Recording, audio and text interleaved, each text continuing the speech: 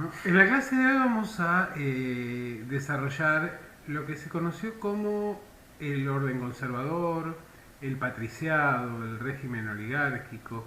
es decir, distintas definiciones o caracterizaciones para analizar lo que fue el proceso de mayor auge de la hegemonía oligárquica en nuestro país y que transcurre entre 1880 y 1916. En lo que tiene que ver con las cuestiones económicas y sociales van a tener sus clases respectivas, razón por la cual nos vamos a centrar fundamentalmente en la dimensión del análisis político. Por supuesto que ese análisis político viene de la mano de las otras, de los condicionamientos que imponen las transformaciones sociales, económicas y culturales, y también en el contexto internacional, ya que al tratarse de una economía claramente dependiente de la División Internacional del Trabajo articulada en torno a la expansión del capitalismo británico, efectivamente, de alguna manera hay que encuadrar, hay que enmarcar los procesos de los distintos países que operaban como una especie de satélite dentro de esta órbita internacional en el marco de estas coordenadas. El periodo se inicia con la presidencia de Julio Argentino Roca, y Roca ya venía de haber saldado algunas cuestiones para tratar de garantizar el orden político bajo ese lema de paz y administración, en la medida en que en los años anteriores se habían conseguido someter tanto la resistencia de los últimos caudillos federales, luego lo que fue el caso de la Entre Ríos de Urquiza, y finalmente con la derrota de los sectores provincialistas de Buenos Aires en 1880. Con esta derrota en 1880, que posibilitó la consagración de la ciudad de Buenos Aires como capital del Estado Nacional, básicamente este proceso de donación del territorio de la capital al Estado Nacional, efectivamente se saldaba lo que tenía que ver con esa disputa en términos hegemónicas entre Buenos Aires y la nación. No es que Buenos Aires pasara a jugar un papel de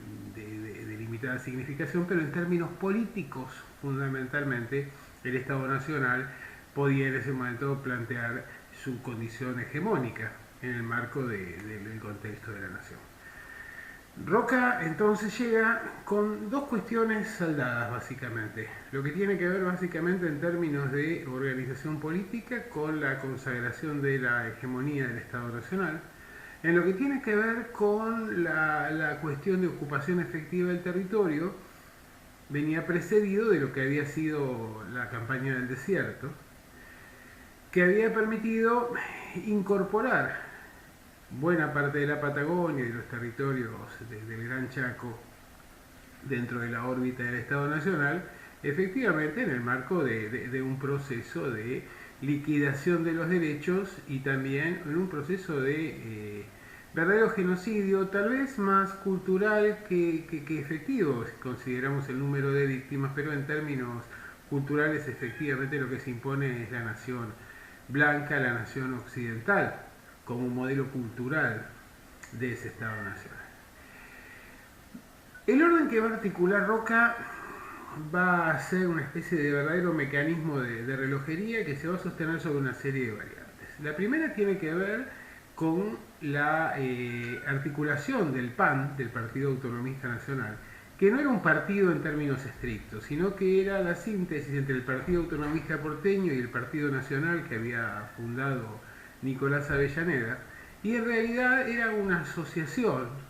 una especie de confederación oligárquica liderada desde el Estado Nacional, en el cual se llevaban adelante una serie de contraprestaciones, acuerdos y consensos entre las oligarquías de las provincias y la presidencia de la nación. Aquí había una institución que resultaba determinante, en términos del reparto de funciones y en lo que tiene que ver con la consolidación de las alianzas, que era el colegio electoral. Cada provincia elegía electores a presidentes y luego en ese colegio electoral se negociaban cargos, se negociaban auxilios en términos económicos, se negociaban la distribución del poder al interior de ese consenso intraoligárquico.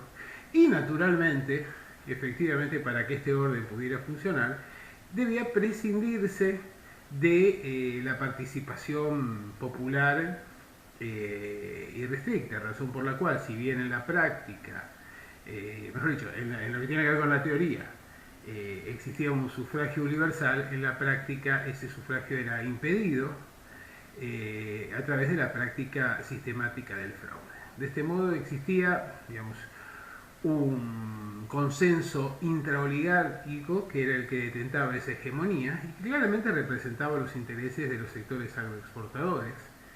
Era un gobierno, o eran gobiernos y un régimen articulado en torno a los intereses de la clase propietaria, que estaba compuesta naturalmente tanto por lo que eran sus expresiones internas, que eran los grandes productores, los grandes terratenientes de la pampa húmeda por un lado, los sectores intermediarios y el capital esencialmente británico. Durante la primera etapa de este funcionamiento de este orden, evidentemente es la etapa que podríamos definir como dorada bajo la primera presidencia de Roca, ya que allí se consolida la autoridad del Estado Nacional, por ejemplo, a través de la creación del registro civil, la ruptura de las relaciones con el Vaticano, y fundamentalmente la asunción del Estado de una serie de funciones que tenían que ver con nacimientos, casamientos, muertes, el registro de la actividad civil en su conjunto, que estaba hasta ese momento en manos de la Iglesia y que ahora es asumida por el Estado Nacional. También vamos a ver que hay una preocupación por empezar a definir cuestiones territoriales en términos de conflictos limítrofes, con el caso de Chile o con el caso de Brasil esencialmente. Y también vemos que hay un juego muy interesante en lo que tiene que ver con este reparto de poder, a través de un mecanismo que permitía una rotación de cargos entre ministerios públicos, gobernaciones y Senado. Hay que tener en cuenta que el Senado jugaba, y de alguna manera lo sigue jugando hoy en día, aunque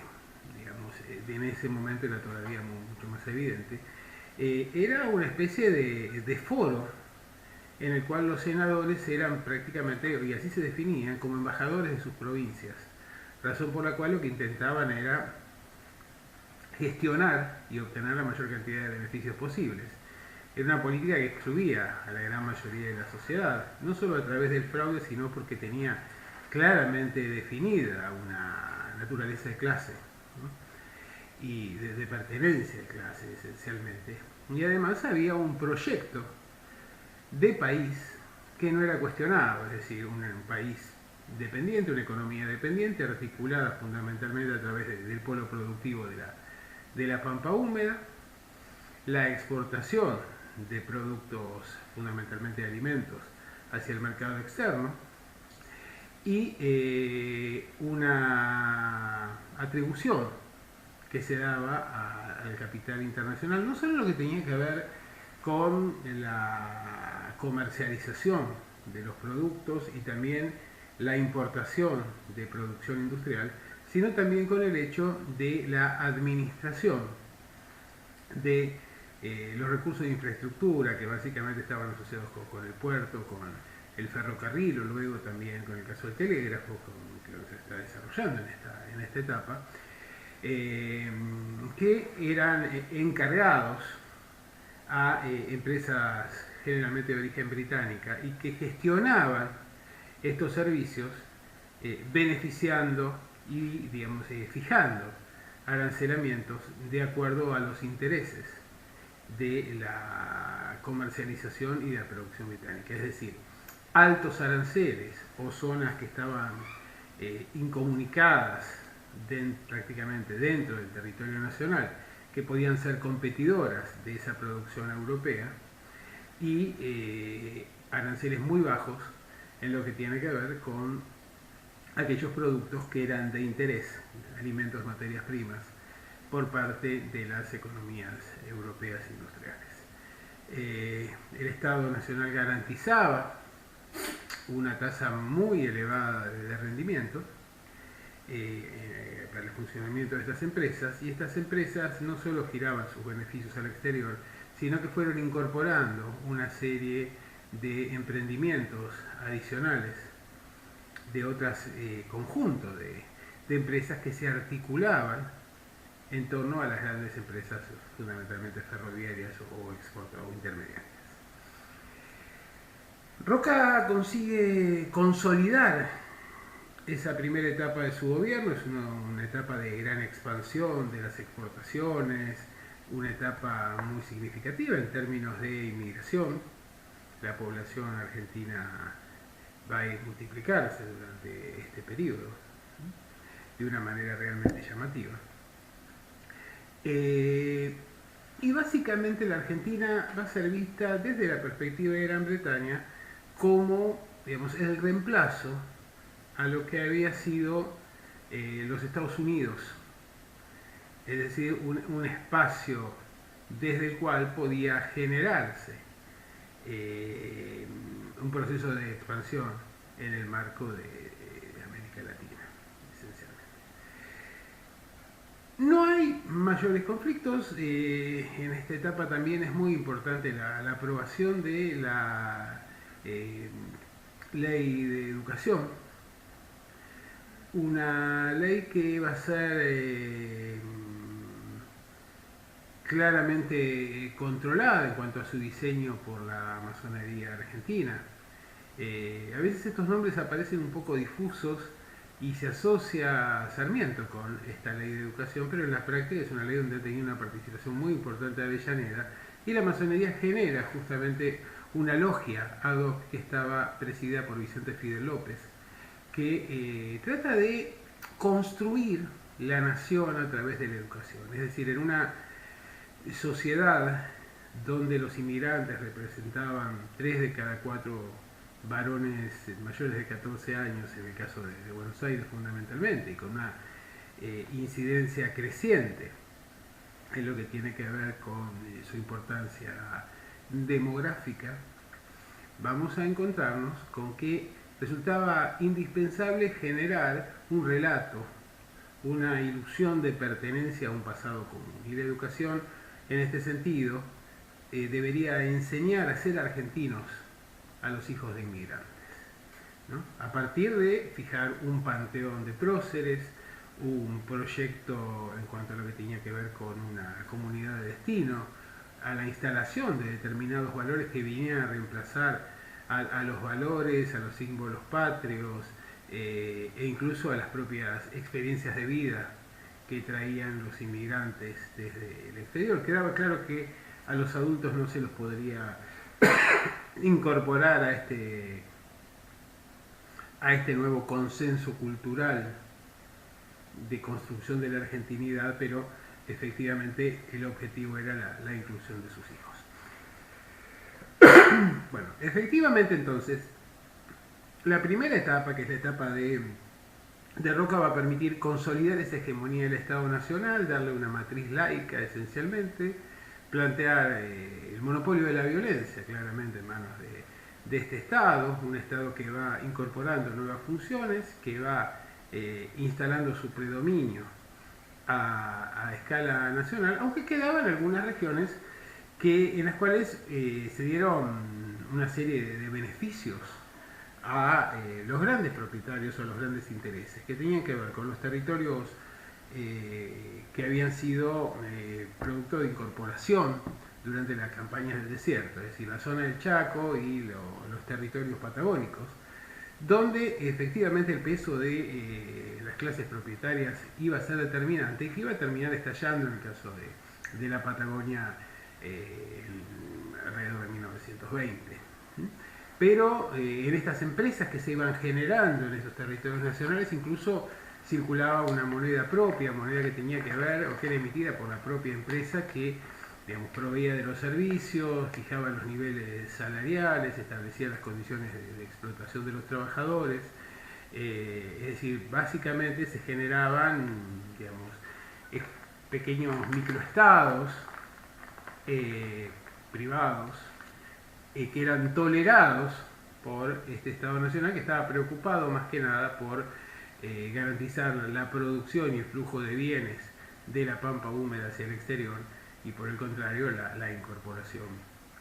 de productos industriales al mercado argentino. Para llevar adelante este proceso, esa oligarquía recurrió reiteradamente al endeudamiento como y ese endeudamiento no si bien se volcó hacia la matriz productiva, también benefició claramente a estos sectores que, a través de la especulación financiera, a través de la posibilidad de gestionar negocios que los beneficiaban particularmente, vinculados con servicios, relacionados con prestaciones que debía hacerse cargo del Estado Nacional, fueron consolidando un verdadero patriciado. Un patriciado que incluso empezó a adoptar el idioma francés como una forma de diferenciarse del resto de la sociedad, que pasaba o que pasó a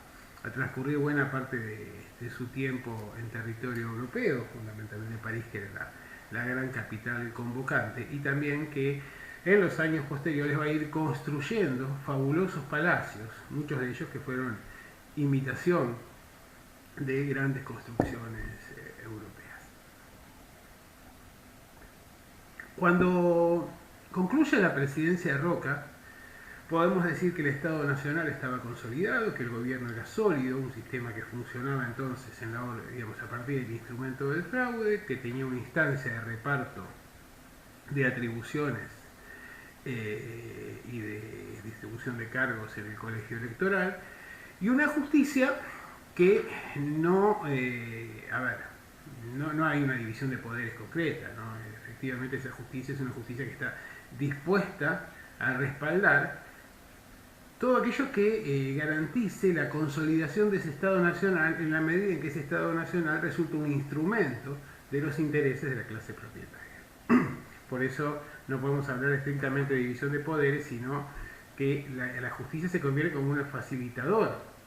de esos negocios. Y claramente,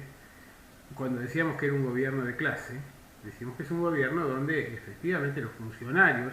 rotaban de uno a otro poder y además formaban parte de las mismas familias. Es decir, contábamos con un sector muy pequeño de la sociedad que monopolizaba las funciones determinantes y que establecía su hegemonía en términos culturales, en términos políticos, en términos económicos y en términos sociales. Cuando concluye la presidencia de Roca, Roca va a impulsar a su delfín, ¿no? Porque en realidad era algo que había planteado Sarmiento claramente, que era el hecho de que para garantizar la continuidad de una orden el presidente saliente debía prohijar a su sucesor. Sarmiento lo hizo con Avellaneda, Avellaneda lo hizo con Roca, y Roca lo va a hacer con su cuñado, Juárez Celman, que era gobernador de la provincia de Córdoba. Y Juárez Celman va a llegar con algunas resistencias que al principio, digamos, son fácilmente subsanadas a partir de esto, que todavía era un mecanismo de relojería, tal cual lo había consolidado Roca. Juárez Celman llega a la presidencia y va a impulsar un proceso de expansión productiva muy importante, pero sobre todo de especulación financiera, privatizando algunas empresas estatales que daban grandes beneficios para beneficiar, para favorecer a los intereses privados, pero también dando mayores atribuciones al poder financiero a través del endeudamiento y a través de permitir el sistema de bancos garantidos, por el cual los bancos podían emitir su propia moneda sin tener un respaldo adecuado, lo cual terminó en un festival de bonos, de emisión sin respaldo, de inflación, de especulación, que finalmente llevó a la revolución de 1890. Este proceso de concentración de la riqueza, este proceso que algunos juzgaban como inmoral en términos de enriquecimiento tan explícito y tan desprejuiciado que se estaba dando en la sociedad, fue generando distintos tipos de reacciones, sobre todo mientras la economía más o menos pudo sostener esta dinámica,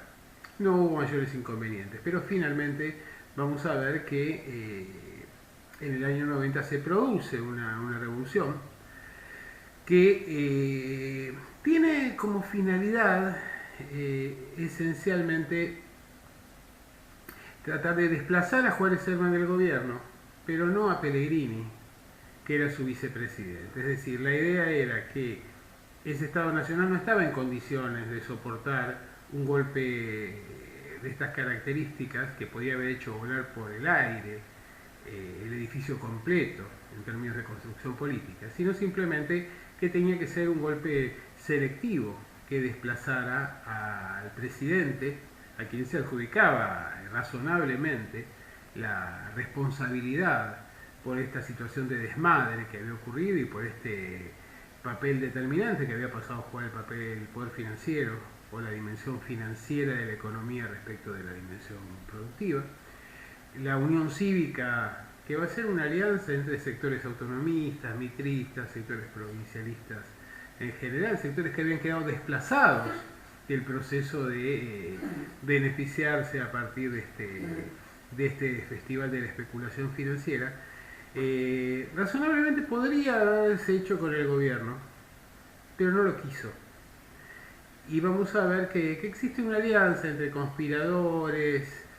aparece Roca en el medio, aparece el presidente Pellegrini para negociar esta solución ordenada, razón por la cual la revolución es derrotada, pero Juárez Herman debe renunciar. Y debe renunciar en un contexto de una crisis internacional, en términos financieros, donde el aporte del desequilibrio argentino, la mayor parte de las inversiones británicas fuera de Gran Bretaña estaban en el territorio argentino, y también una crisis que va a afectar sensiblemente a la Baring Brothers, que era en ese momento, o hasta este momento en todo caso, posiblemente digamos, la entidad financiera que estaba asociada en mayor medida a todo este proceso de expansión británica. En ese contexto entonces de endeudamiento, de inflación, de caída de la recaudación y de graves tensiones sociales, es que vamos a ver que asume la presidencia Pellegrini. Y Pellegrini va a recurrir a la figura de Vicente Fidel López como ministro de Hacienda, como para tratar de ordenar la economía a partir de los recursos que conocemos, ¿no? Que van desde la baja del salario, la suspensión de la obra pública, el tema de tratar de renegociar la deuda externa y evidentemente implicando un costo muy significativo sobre la gran mayoría de la población que no había tenido nada que ver en todo ese proceso que había llevado a esta situación de colapso. Nada que nos sorprenda, por otro lado, algo que es digamos, una regularidad constante en la historia nacional argentina. Gracias a la gestión de Vicente Fidel López, la economía empieza a generar un punto de inflexión y nuevamente vamos a ver que los años posteriores son años de nuevo crecimiento económico, de expansión de las inversiones, de expansión de las vías férreas y demás. Ahora, el problema era que Pellegrini es un presidente que no tiene la fortaleza suficiente porque evidentemente la influencia de Roca sigue siendo determinante, ha sido el articulador de ese orden, ha sido el que ha impuesto a su sucesor en su momento, ha sido el que finalmente selló el acuerdo político para desplazar a su cuñado, el presidente que había alcanzado en algún momento cierta capacidad de diferenciación y aspirado al unicato, a ser el jefe único del PAN, pero que luego evidentemente se diluyó absolutamente esta construcción política de Juárez Herman. Y Roca va a hacer un acuerdo con Pellegrini. La situación de la Revolución del 90 había permitido generar distintas facciones políticas, ¿no? Teníamos un sector modernista que impulsaba Roque Sáenz Peña, que era un sector que planteaba la necesidad de una reforma política y de procesos de inclusión política como para garantizar la estabilidad, no solo en términos políticos, sino también en términos sociales, y ahora vamos a ver por qué era esto. Teníamos otro sector que era la Unión Cívica, que se divide. Los sectores radicales que quieren, o de lo que va a ser el radicalismo posteriormente, liderados por Leandro Alem, que quieren tomar distancias respecto del roquismo, y hay otro sector de esa Unión Cívica que respondía a Mitre, que busca ese acuerdo, ¿no? Finalmente Roca, con Roque Sáenz Peña, con Mitre, terminan generando un acuerdo. El candidato para ese año 92 iba a ser originalmente Mitre, pero Roca lo convence de que no lo sea. La otra alternativa era Roque Sáenz Peña, pero Roca estaba en desacuerdo con el programa de Sáenz Peña, lo que tenía que ver con, digamos, el hecho de generar un proceso de inclusión política y de reforma política sobre el orden que él había diseñado. Y por esta razón va a proponerle la candidatura a Luis Sáenz Peña, al padre de Roque Sáenz Peña, como para, por un lado, sacarse de encima a Mitre a través del acuerdo político, y por el otro lado, sacarse de encima a quien era un reformador a ultranza en términos de la competencia política de la época. Al presentarse la candidatura de Luis Sáenz Peña, Roque Sáenz Peña decide irse al exterior. Luis Sáenz Peña llega a la presidencia, es un presidente absolutamente incapaz, es un presidente que no tiene poder propio, que ha sido una figura que ha sido designada simplemente para evitar que se disparara un proceso de reformas con la llegada de su hijo, y que si bien en términos económicos la economía argentina va a ir creciendo de la mano del proceso de expansión capitalista, y se van a incrementar la inmigración, se va a incrementar la producción, las áreas sembradas y demás, en términos políticos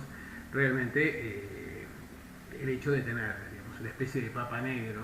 o de un líder sólido que no ejerce la primera magistratura genera siempre ruidos y alteraciones. ¿Con quién se negocia? ¿Se negocia con el presidente o se negocia con el líder político? Y ahí normalmente el que sale perjudicado es ese orden político que, digamos, se ve cuestionado, y la figura presidencial. Por esta razón, Sáenz Peña va a abandonar la presidencia para el año fines del año 95, y quien va a asumir en ese momento va a ser José Evaristo Uriburu. Uriburu era el vicepresidente, con más muñeca política, consigue llevar adelante una relación bastante cordial con Roca, sobre todo al garantizarle a Roca su acceso a la presidencia en el periodo posterior. Entonces, efectivamente, digamos, Roca respalda este orden sin generar demasiadas controversias, a condición de ser el candidato, el número puesto para las elecciones posteriores, y así lo va a conseguir para el año 98. Del 98 a 1904 nuevamente vuelve Roca, y con Roca vuelve naturalmente una figura determinante, una figura relevante dentro del escenario político argentino, que descolla claramente respecto del resto de todo este periodo, ¿no? Más allá de las caracterizaciones o de las opiniones que puede generar cada uno, ¿sí? Pero Roca evidentemente consolida nuevamente la figura del Estado Nacional, recompone las relaciones con el Vaticano, consolida y evita una alternativa de guerra cierta con Chile. Pero estos cimbronazos que se habían sufrido desde la Revolución del 90 en adelante habían dejado a la Argentina en una situación de bastante debilidad. De hecho, se había producido en el año 93 un hecho que fue importante, que fue una revolución de radicales, que luego van a componer la Unión Cívica Radical, que tiene o demuestra la debilidad interna que estaba expresando ese orden oligárquico. ¿Qué era lo que estaba pasando? En realidad vemos dos procesos que van de la mano. Por un lado vemos un proceso de consolidación de una clase media que era producto de las características que había adquirido la Argentina en cuanto a su rol dentro de la órbita de la División Internacional del Trabajo. Al importar productos industriales y exportar alimentos, y materias primas, fue necesario generar una burocracia, tanto estatal como privada, que se encargara desde las tareas de desempeño en términos de docencia, como lo que tenía que ver con la administración de todo el segmento comercial. Esta clase educada evidentemente veía la contradicción entre los derechos consagrados en la Constitución y los que eran efectivamente aplicables en la realidad, y también en buena medida, digamos, pretendía tener una mayor participación en términos políticos para poder negociar, para poder incrementar sus beneficios, su protagonismo en términos económicos y en términos políticos. Pero por un lado vemos que esas clases medias van a empezar a articularse claramente a través de dos fuerzas o dos partidos políticos que van a tener un programa, y es la primera vez que tenemos partidos políticos con programas, partidos políticos, digamos, al menos en la pretensión, más modernos. Por un lado tenemos la creación del Partido Socialista en el año 95, un partido socialista que, digamos, tal vez en lo que tenía que ver con sus aspiraciones de igualdades civiles, tenía una pretensión social mucho más importante, pero en términos económicos no dejaba de ser un partido predominantemente escindido de esas clases propietarias, razón por la cual sostenía el libre cambio, lo cual impedía o perjudicaba notablemente la posibilidad de la creación de una clase obrera y sobre todo de un sector industrial que diera vida a una clase obrera. Por el otro lado, tenemos a la Unión Cívica Radical, que ya muerto Leandro Alem, algunos dicen que su suicidio se produce con cierto grado de veracidad, y de hecho su carta póstuma lo expresa, a partir de su decepción respecto de lo que habían sido las actitudes de su sobrino Hipólito Yrigoyen, ¿no? Alem tenía una posición mucho más confrontativa respecto de la oligarquía y del orden político, e Yrigoyen tenía un discurso confrontativo que se combinaba con prácticas negociadoras, ¿sí? Es decir, de alguna manera va a imprimir este fenómeno bifronte que va a ser el radicalismo a lo largo de su historia, donde tiene generalmente un discurso progresista y preocupado en lo social, pero lo que tiene que ver con las líneas de acción política va a buscar permanentemente la negociación con las clases propietarias. Decíamos entonces que la sociedad se va a ir complejizando. Las clases medias van a empezar a tener su expresión, crecientemente van a ir participando no solo de la enseñanza media, sino también de la enseñanza universitaria, que era también producto de la necesidad de tener esa mano de obra calificada para el desarrollo de las actividades fundamentalmente comerciales o financieras, que posibilitaba esta articulación de este orden nacional. Del otro lado, lo que tenemos es una presencia y una significación creciente del sindicalismo, sobre todo de los sectores más combativos, de la FORA, primero FOA y luego FORA, donde el anarquismo va a tener un papel determinante y la huelga general por tiempo indeterminado va a ser la herramienta clave. El anarquismo planteaba como, digamos, una ruptura absoluta en términos de negociaciones con el Estado, al cual consideraba como un instrumento, razonablemente, un instrumento de acción de las clases propietarias, y por esta razón la estrategia, digamos, que se planteaba era que el orden capitalista debía estallar en el marco de, digamos, un parate absoluto de la producción, que los obreros tomaran el control de los medios de producción efectivamente y, digamos, utilizaba como una herramienta en esa confrontación clave la violencia, es decir, cuestionaba el monopolio de la violencia por parte del Estado. ¿Qué es lo que ocurre? Tenemos un orden político oligárquico que se construye con Roca, que funciona bien, casi hasta el año 88, 89, que luego va a generar un estallido interno con la Revolución del 90, se va a ir recomponiendo en las presidencias posteriores, con una presencia consular de Roca, pero que donde ya empiezan a aparecer otras vertientes. Y sectores que llaman la atención respecto de la necesidad de dar o de llevar adelante un proceso de reforma política que permita ir incluyendo o ir ampliando los derechos de las clases medias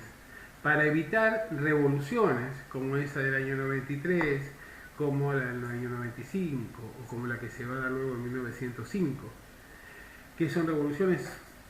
que están orientadas en contra del fraude y básicamente por una clase media que lo que pretende es tener una mayor participación política, ser escuchada y poder gerenciar sus intereses a través del sistema institucional. De ese modo, si se incluyen a las clases medias, que era lo que planteaban los reformadores, se puede llevar adelante una política de represión como la que se lleva a cabo durante esos años sobre el movimiento obrero que se está organizando, pero sin correr el riesgo de que simultáneamente se deba afrontar la amenaza de la revolución de las clases medias y la amenaza de la revolución socialista, comunista, anarquista de parte de la clase trabajadora organizada. Entonces, Roca está absolutamente en contra de esto, de ampliar ese universo oligárquico. Roca se empeña, por el contrario, ya desde los años 90, viene planteando la necesidad de hacerlo, y por eso esta acción de Roca, este pase de magia de colocar a su padre en la presidencia en el año 92 para dilatar ese proceso de ampliación. Y básicamente es oligarquía que se siente dueña de la situación y que impulsa el instrumento de la represión sistemática frente a los conflictos sociales y laborales. Pensemos que la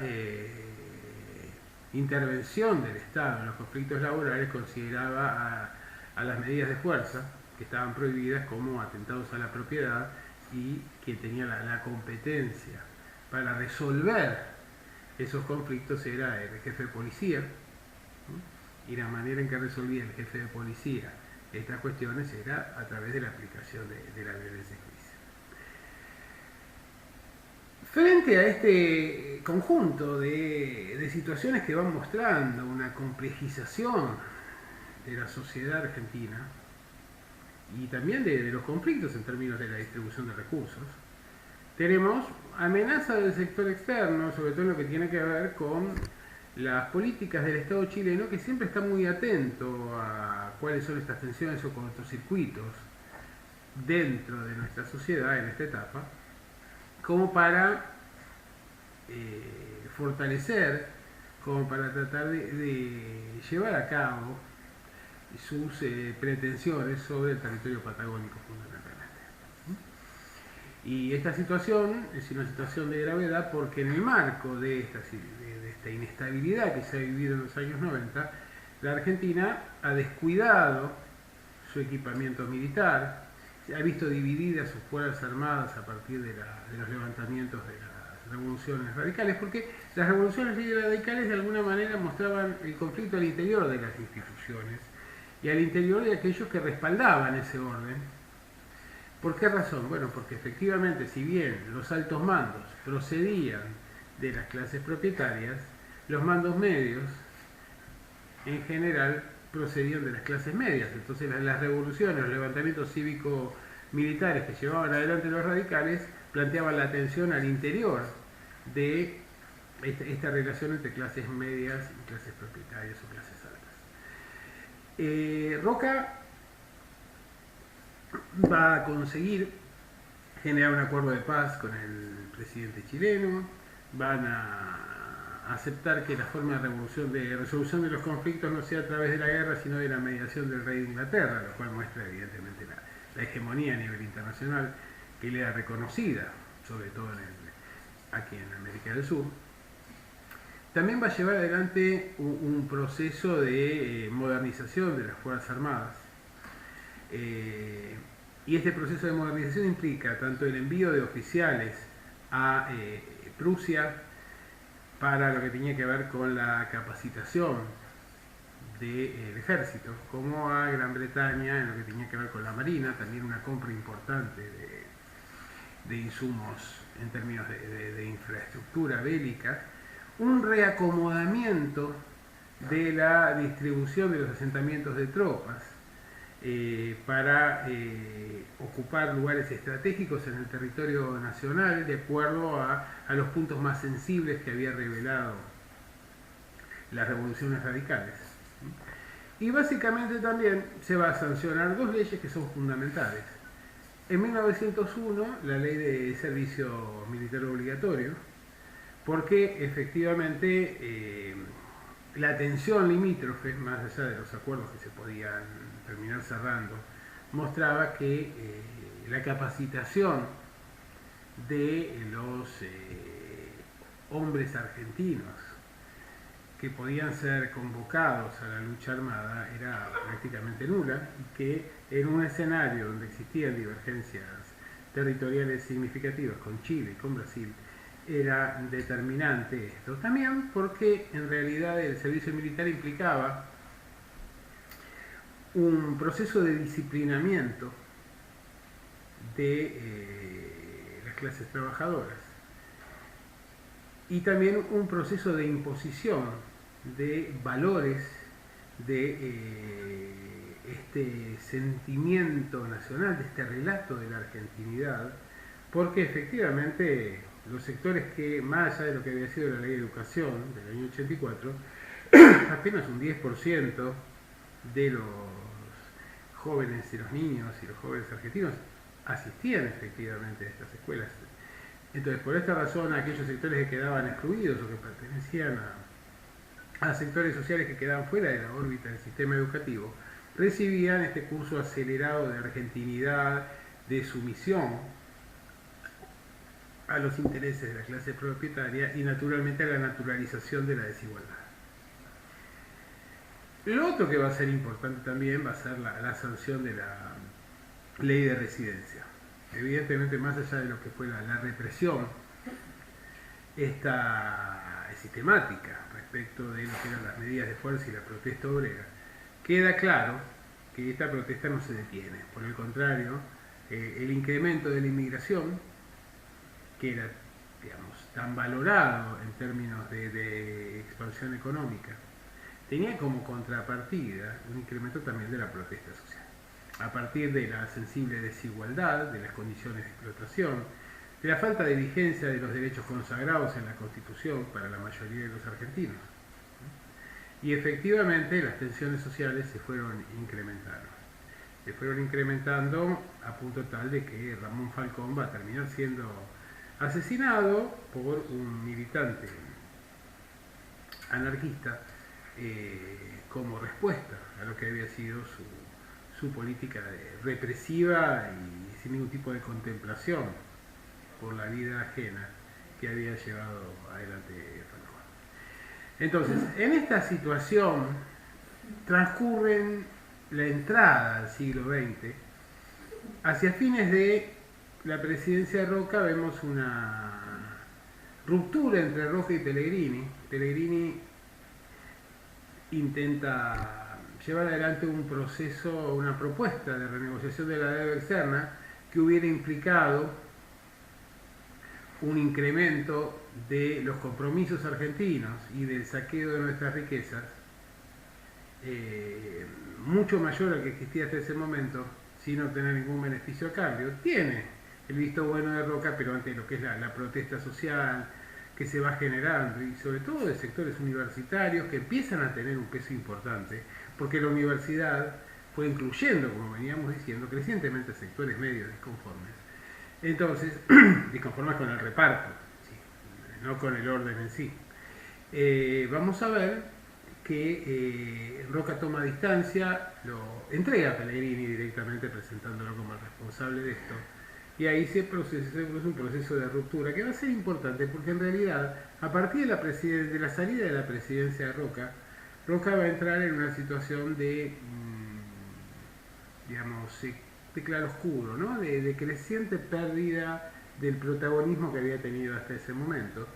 Y vamos a ver que en el marco de las presidencias sucesivas, las que vienen después de 1904 en adelante, ya se empieza a instalar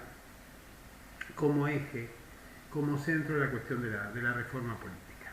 Entre sectores recalcitrantes que plantean la continuidad de ese orden oligárquico a rajatabla y otros sectores que son más proclives a ese proceso de reforma política, de inclusión. Tenemos algunos antecedentes a fines de la década del 90 con la elección por circunscripciones que se va a dar en 1902, y esto es interesante porque llega un primer diputado socialista, que es Palacios, ¿no? El problema es que Palacios llega con los votos del roquismo a desempeñar esto, porque ese socialismo en realidad era un aliado natural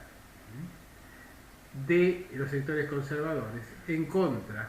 de lo que era la fuerza política competidora dentro de las clases medias, que era la Unión Cívica Radical. Entonces, de ese modo, vamos a ver que va a llegar a la presidencia Figueroa Alcorta. Figueroa Alcorta va a llevar adelante un incremento de la expansión económica. En realidad la economía en este orden, digamos, funcionaba casi a control remoto, y en realidad las gestiones del Estado tenían que ver con la distribución intraoligárquica de los beneficios que iban generando las nuevas actividades. Ha habido un proceso de renovación en términos de las exportaciones. Primero hemos pasado de la etapa de predominio del lanar a la etapa de predominio de los cereales, luego a la etapa de predominio de la exportación de carnes, esencialmente. La presidencia de Figueroa Alcorta va a marcar una pérdida del estrellato de Roca, un poco por el deterioro de tantos años de gestión, el avance en su ciclo de vida, y también porque se van generando divisiones al interior de esos espacios oligárquicos, y también el producto de la aparición de nuevas fuerzas políticas y sindicales, producto de la complejización de la sociedad, que en realidad nos muestran que la década, es decir, que va el momento de la Argentina de arriba al centenario, nos muestra una sociedad muy diferente a lo que había sido la sociedad de 1880, en la cual había asumido la presidencia de Roca. En 1905 vamos a tener una revolución radical que nuevamente va a ser entregada, es decir, el radicalismo desde tiempo atrás había asumido la estrategia abstención-revolución. Era la misma que había asumido Mitre en el año 74, en realidad, en 1874. Planteando que en la medida en que no hubiera elecciones transparentes, la única forma de abrir el régimen para instalar lo que se denominaba la pureza del sufragio pasaba por la vía armada. Pero en realidad el radicalismo no aspiraba a llegar a la revolución, al gobierno a través de la revolución, porque su programa era la Constitución, como había definido Irigoyen. Por eso lo que trataba era de generar las condiciones, golpear y negociar, ¿no? Es decir, básicamente generar situaciones en las cuales se demostrara el poderío propio como para tratar de cambiar las reglas de juego en términos del sistema político. La Revolución de 1905 expresa este disenso, no tiene la posibilidad de tomar el poder y luego tal vez de recular, como ha ocurrido con la del 93, que fue la más significativa, tal vez la que marcó este punto de inflexión y que permitió el nacimiento de estos partidos que decían representar a los sectores medios.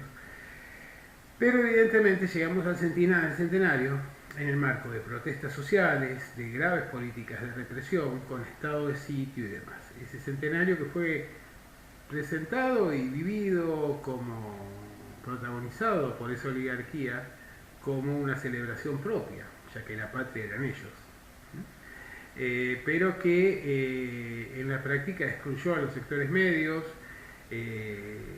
Y excluyó también, en un contexto muy particular, la presencia de grandes referentes internacionales, ¿no? Es decir, vamos a ver que ese centenario es una celebración oligárquica de una oligarquía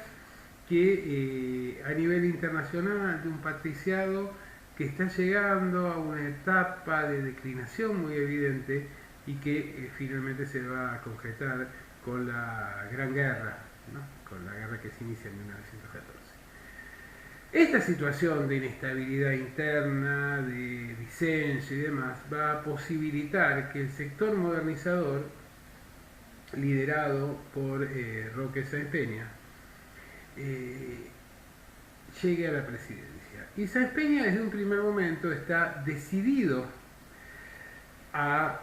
llevar adelante este proceso de reforma, porque se da cuenta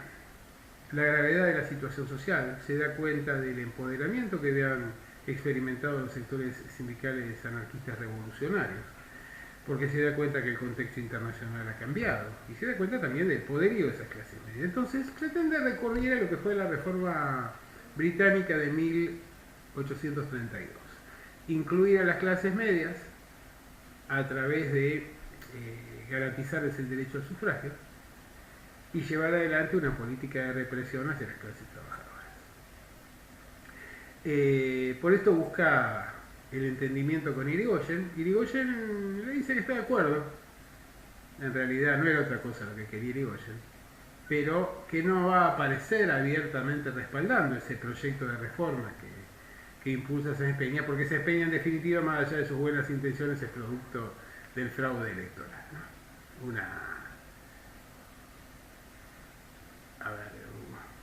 Una síntesis o una definición que es característica del radicalismo, ¿no? Es decir, el hecho de no aparecer formalmente respaldando iniciativas de los sectores más reaccionarios o más concentrados de la riqueza. Entonces, Sáenz Peña, el acuerdo que se hace es que hay que hacer verdad el sufragio universal. Para hacer verdad, para hacer realidad el sufragio universal, resulta indispensable garantizar la libre expresión de los votantes, y para esto hay que desterrar el fraude. ¿Cómo se destierra el fraude? Bueno, a partir de una serie de disposiciones que son el corazón de esa reforma de 1912 finalmente, que tiene que ver, por un lado, con que para eliminar el fraude hacía falta abrir las urnas al conjunto de la sociedad. Si hasta ese momento había elecciones por padrón, los ciudadanos debían ir a inscribirse en un padrón que tenía una duración generalmente de 4 años. Había padrones diferenciados para las elecciones municipales, nacionales y provinciales, y luego el hecho de aparecer en el padrón exponía a aquellos que no tenían la espalda política propia de su origen social a sanciones de todo tipo, agresiones físicas y demás. Por esta razón, entonces, era peligroso el hecho de figurar como elector en ese padrón. Por eso se decide reemplazar. De ese modo votaba alrededor del 10 o el 12% de la población, que era fácilmente controlada por este andamiaje, por estos mecanismos de control oligárquico. Pero si el conjunto de los inscriptos en el padrón estaban, o se le garantizaban las condiciones para el ejercicio sin sanciones del sufragio, era imposible implementar el fraude. Esa dirigencia, que ni siquiera constituía un partido político a nivel nacional, sino que era una alianza intraoligárquica, no tenía los medios, los elementos para garantizar el fraude si se ampliaba la base electoral que ejercía efectivamente el sufragio. Por eso el acuerdo va a ser utilizar el padrón militar, el padrón del servicio militar obligatorio, en el cual eran incluidos los argentinos llegados a la mayoría de edad. La segunda cuestión tenía que ver con garantizar aún más que no se practicara el fraude a través de preservar la identidad del votante. Por esta razón se va a implementar la cabina aislada, como se lo llamaba en aquel momento, o el cuarto oscuro, como lo llamamos posteriormente, que garantizaba el anonimato del votante. El sufragio universal ya había sido reconocido, aunque no las condiciones para su ejercicio, por la Constitución del año 53. Ahora lo que se generaba era esto, es decir, voto masculino, ¿no?, obligatorio y secreto. ¿Por qué obligatorio? Porque en realidad, si, digamos, se utilizaba el padrón electoral, pero no se le confería esta condición de obligatorio, la mayor parte de los ciudadanos no iba a querer participar, simplemente apelando a la experiencia de la violencia que se ejercía, que ya lo vemos desde los tiempos de Martín Fierro, ¿no? Bueno, mucho antes tal vez, pero que claramente queda consagrado ahí cuando Martín Fierro no cumple la orden del juez de paz y termina perdiendo su identidad, su familia, sus bienes y básicamente debe marchar a la frontera, ser sometido a todo tipo de violencia y luego abandonar la civilización blanca. Esta situación, esta aprobación de la ley, que es lo que va a alegar Sáenz Peña, luego va a morir y va a terminar Victorino de la Plaza su gestión, marca claramente un punto de inflexión. Se empiezan a ver los resultados en las elecciones ya de 1912, luego en 1914, donde el radicalismo empieza a participar y a tener resultados importantes en términos de instalación de legisladores en las cámaras. Pero llega la prueba de fuego, y la prueba de fuego se va a dar en 1916. Y esa prueba de fuego de 1916 viene en un contexto muy particular, que es el contexto de la Gran Guerra, ¿no? Una situación que generó graves descalabros, que afectó a la economía argentina y a los ingresos públicos a partir de la caída de las importaciones y básicamente del retiro de buena parte de las inversiones extranjeras, pero que también fue generando las condiciones para un proceso de sustitución de importaciones. La gran pregunta que se hace esta oligarquía, los sectores más reaccionarios, es si ellos deben mantener esta decisión de Sáenz Peña o si deben tratar de forzar una vuelta atrás, sobre todo en un contexto donde está redefiniendo el orden geopolítico a escala mundial y no quieren que la primera magistratura esté en manos ajenas. Sin embargo, esa oligarquía no es uniforme, esa oligarquía tiene diferencias internas, no consigue articular ni siquiera un propio candidato, un único candidato en común. Por esa razón vamos a llegar a la elección del año 16, y esa elección del año 16 va a ser definida en el colegio electoral por apenas un voto más del necesario, como para consagrar a Irigoyen como presidente. Y de este modo, la ley Sáenz Peña permite que una fuerza política que había cuestionado las reglas de juego de ese régimen termine accediendo a la presidencia. Luego veremos cómo es bueno, dejaremos un poco abierto, ya que excede al marco temporal de la materia, pero evidentemente de alguna manera ahí se plantean contradicciones, se plantean tensiones al interior de la oligarquía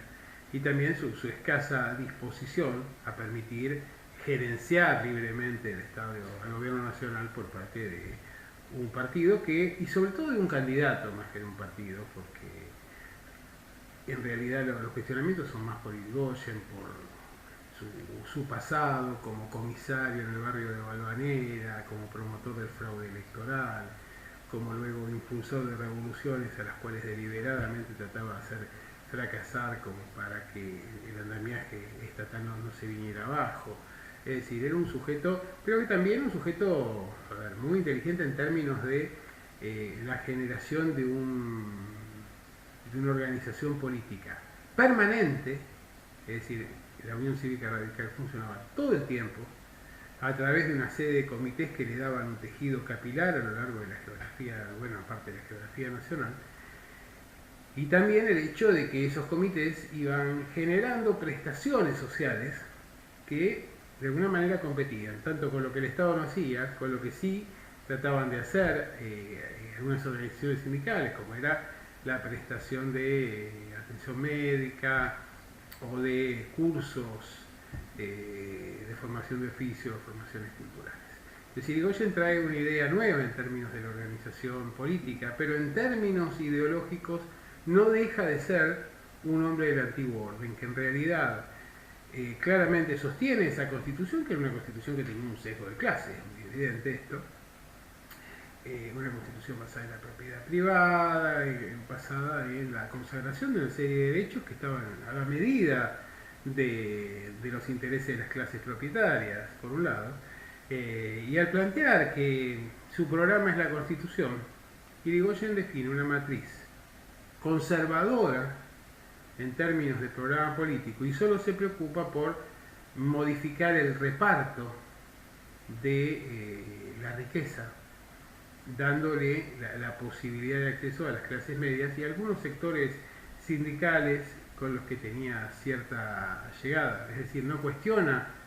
el tema de fondo, que es la propiedad, el sistema de propiedad, la propiedad de la tierra esencialmente, la propiedad del capital, sino que lo que intenta hacer simplemente es garantizar la propiedad privada en manos de los sectores tradicionales, pero generando, digamos, una situación de reparto para los sectores medios, que eran básicamente los sectores que se ven expresados a través de los postulados del radicalismo. Bueno, en esa etapa claramente lo que nosotros vemos en este proceso de guerra es que las clases medias, y esto lo vemos con la erupción del fascismo, luego de la posguerra, del caso italiano,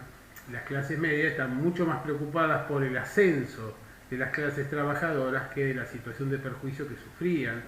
respecto de las clases propietarias. Y el radicalismo expresa admirablemente esta preocupación. De hecho, la figura de Irigoyen no solo generaba resquemor al interior de los sectores oligárquicos, sino también al interior del propio radicalismo, donde el antipersonalismo santafesino tiene una posición de mucho cuestionamiento y hasta casi le hace perder la posibilidad de acceder a la presidencia. De este modo cerramos esta etapa, que es la etapa de auge en términos de construcción política de ese orden conservador, donde se generaron las condiciones para la concentración de la riqueza y de la propiedad, la expansión productiva de una economía primaria dependiente, y luego cómo de a poco ese edificio, a partir de los cambios en la situación internacional, de los cambios en la estructura sociopolítica y la estructura socioeconómica, básicamente de la sociedad, y la generación de nuevos espacios de intervención de las clases medias y de las clases trabajadoras, fue generando las condiciones para una reforma política. Sin embargo, es una reforma política en la cual las herramientas fundamentales en términos judiciales y en términos culturales van a seguir manteniéndose dentro de la órbita de las clases conservadoras. Bueno, nos vemos la próxima. Adiós.